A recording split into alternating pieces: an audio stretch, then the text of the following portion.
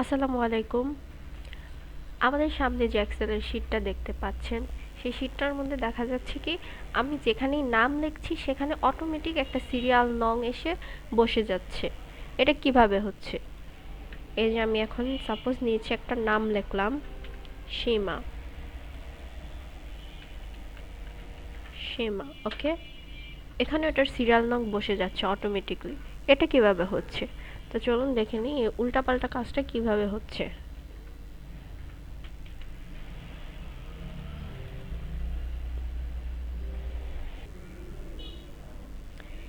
এখানে আমরা দিব ইকুয়াল টু, তারপর দিব ইফ।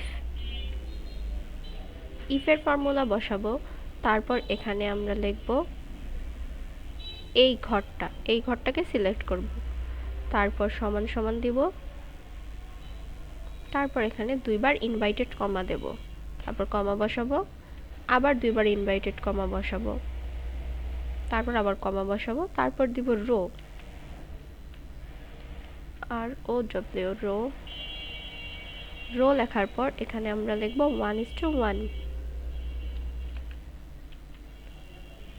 ব্র্যাকেট ক্লোজ করব এবং এন্টারে ক্লিক করব।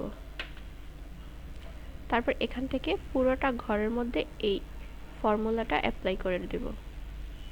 তারপর এখানে আমরা যেই ঘরেই নাম লিখি সেই ঘরেরই একটা সিরিয়াল নং এসে বসে যাবে।